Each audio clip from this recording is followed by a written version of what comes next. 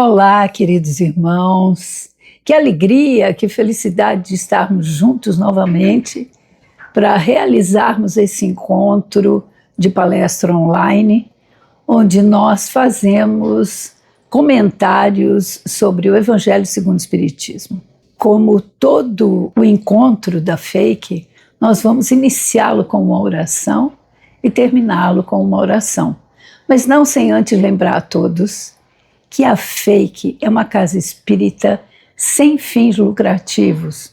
Portanto, necessitamos da colaboração de todos vocês para a casa continuar. Essa casa que nós consideramos uma casa sagrada, que nos ajuda a divulgar o Evangelho e a realizar, através do plano espiritual, da Casa do Grande Coração de Ramatiz e da FEIC Astral, os nossos tratamentos espirituais. Bem, então eu peço a todos que encerrem seus olhos, que mentalizem a imagem de Jesus e vamos orar. Pai de infinito amor, bondade e misericórdia, amado Mestre Jesus, querido irmão Ramatiz, que da Casa do Grande Coração nos envia tanto amor, tantas informações. Amado irmão José, mentor desta sagrada Casa FEIC, que nos permite fazer e receber a caridade. Amadas falanges espirituais que com tanto carinho trabalham junto a nós. Juntos, louvando a Deus, nós agradecemos a oportunidade de aqui estarmos e rogamos a todos, mas sobretudo a Ti, Pai Maior, luz e proteção para este nosso humilde encontro. E assim, felizes, pedimos a todos, mas sobretudo a Ti, Pai Maior, permissão para abrir a nossa reunião de hoje, dando juntos graças a Deus. Bem, hoje nós vamos trabalhar o item 8 do capítulo 26 do Evangelho segundo o Espiritismo e vamos falar sobre a frase de Jesus, de graça recebeste, de graça dai, que diz respeito à mediunidade gratuita. Essa máxima de Jesus, ela se encontra no Evangelho de Mateus, capítulo 10, versículo 8, mas podemos entender bem o que isto significa, analisando em que contexto essa frase se encontra. Esse capítulo 10 pode ser denominado o Sermão para os 12 discípulos, na interpretação de Mateus, um dos 12 discípulos escolhidos por Jesus. Portanto, é interessante também conhecermos quem foi Mateus. Antes de ser um apóstolo, Mateus trabalhava coletando impostos para os romanos, uma profissão muito mal vista pelo povo judeu, por considerarem que estes cobradores os exploravam. E ele foi escolhido e chamado por Jesus para segui-lo. Como apóstolo, ele foi treinado por Jesus e ele participou da fundação da igreja após o desencarne de Jesus. Como evangelista, ele é reconhecido pela sua contribuição de registrar os ensinamentos e a vida do Mestre para gerações futuras. Mateus é visto também como um exemplo de como Jesus chama as pessoas de todas as esferas da vida e como é possível deixar um passado de pecado para seguir Jesus. O primeiro contato de Mateus com Jesus se deu após Jesus curar um paralítico em Cafarnaum. Mateus nasceu em Cafarnaum e ele trabalhava na coleta de impostos também em Cafarnaum. Encontramos esse fato relatado no capítulo 9, versículo 9 do Evangelho de Mateus, dizendo o seguinte: saindo daí, Jesus viu um homem chamado Mateus, sentado na coletoria de impostos, e lhe disse: siga-me. E ele se levantou e seguiu Jesus. Denominado de primeiro evangelho, o Evangelho de Mateus apresenta Jesus como o Mestre, aquele que veio realizar a justiça, aquele que trouxe o amor, e ele relata o nascimento, as peregrinações, os ensinamentos, os milagres, a morte e a ressurreição de Jesus. O capítulo 10 de Mateus trata da orientação que Jesus passa aos 12 apóstolos, lhes dando autoridade para expulsar os maus espíritos e curar doenças, além de instruções para a sua missão de pregar que o reino dos céus estava próximo. Ele também os instrui sobre os desafios que enfrentarão, como perseguição, e enfatiza a importância da fé, da confiança em Deus, da sabedoria, da humildade, da coragem que devemos ter mesmo em meio a conflitos. Kardec recorta desse evangelho trechos importantes para nós evoluirmos espiritualmente. E é, sobretudo, evolução moral. E assim ele analisa o versículo 8 do capítulo 10 de Mateus: de graça recebeste, de graça dai. Nesse trecho, Kardec destaca o quanto é necessário distribuirmos os dons e poderes recebidos de Deus sem cobrar por eles, assim como Jesus instruiu os apóstolos a curar os enfermos, ressuscitar os mortos, expulsar demônios gratuitamente. A análise de Kardec enfatiza que esses dons são uma graça divina e não uma propriedade pessoal, e a posse deles não deve gerar orgulho, arrogância, cobiça ou vaidade. Portanto, todo o trabalho mediúnico feito deve ser realizado de graça, pois de graça os médiuns receberam o dom e a orientação de como bem utilizá-lo. O item mediunidade gratuita é dedicado por Kardec no Evangelho segundo o Espiritismo para lembrar a todos nós, os apóstolos modernos, isto é, os médiuns de agora, que a mediunidade que se encontra em todos nós não é nenhum privilégio que deve ser barganhado ou vendido. Segundo Ramatiz, no seu livro Mediunismo, psicografado por Hercílio Mais, a mediunidade é um fenômeno do espírito e é uma faculdade que se engrandece em sua percepção psíquica tanto quanto evolui e se moraliza o espírito do homem. E esta observação é coerente com uma pergunta que foi feita a Divaldo Franco.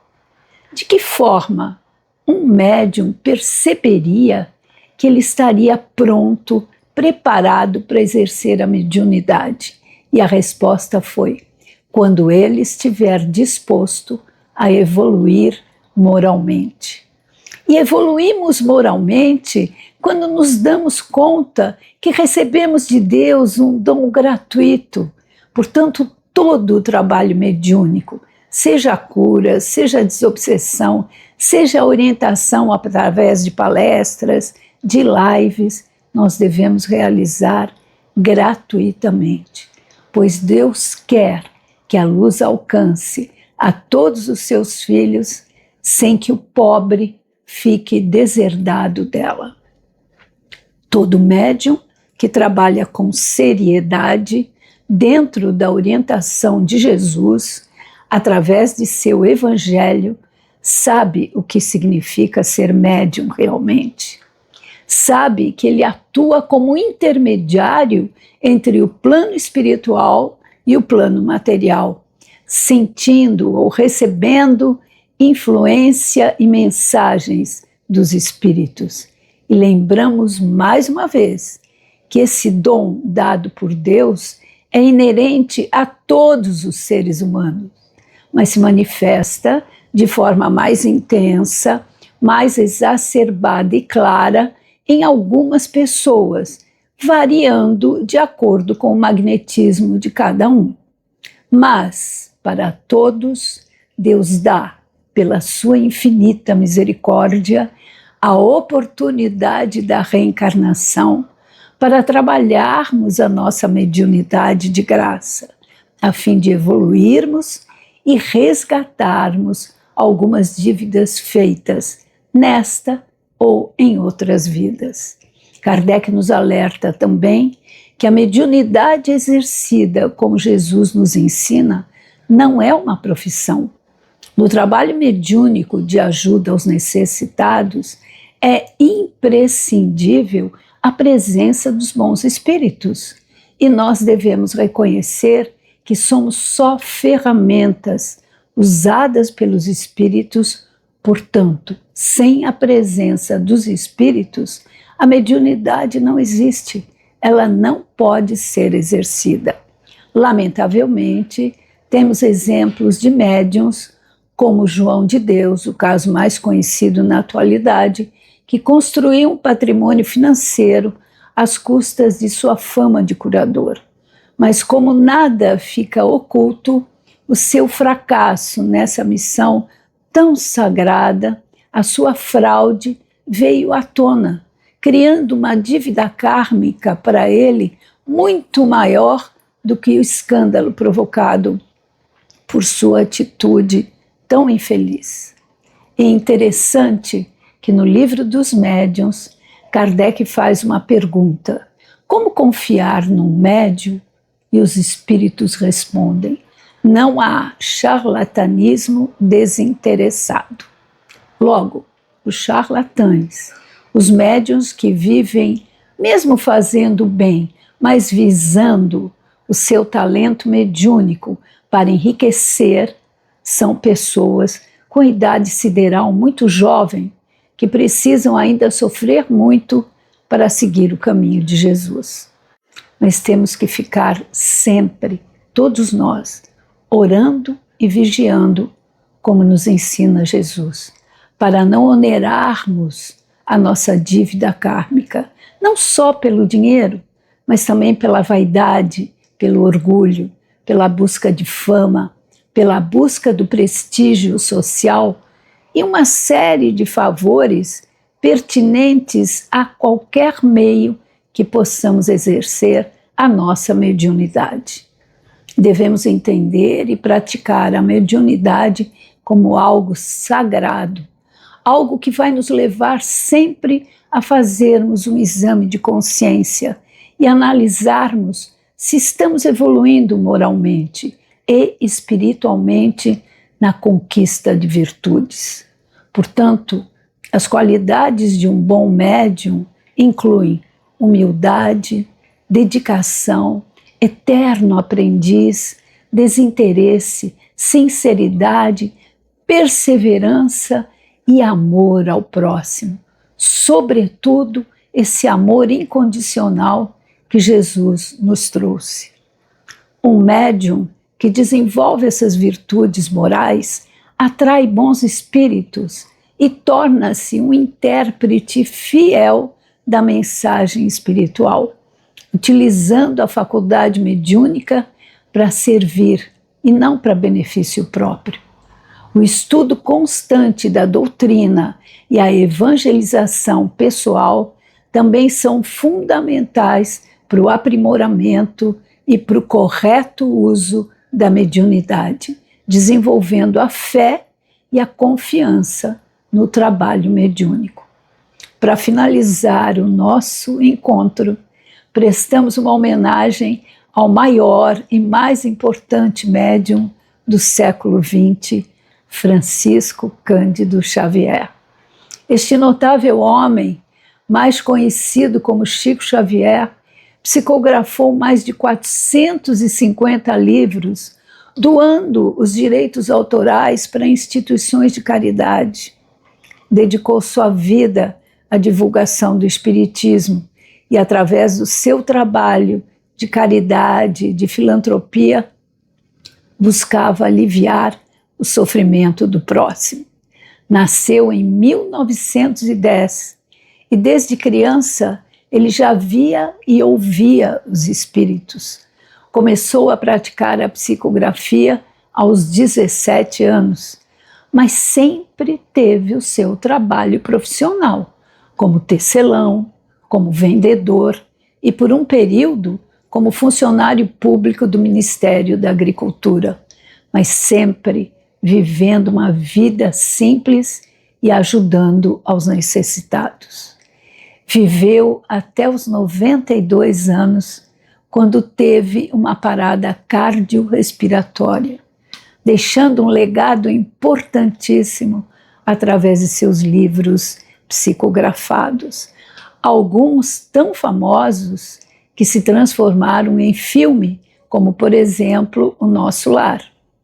Na vida e em vida, recebeu o título de Mineiro do século XX e foi indicado ao Prêmio Nobel da Paz nos anos de 1981 e 1982, com uma mobilização de cerca de 2 milhões de assinatura em todo o Brasil e em organizações de 29 países.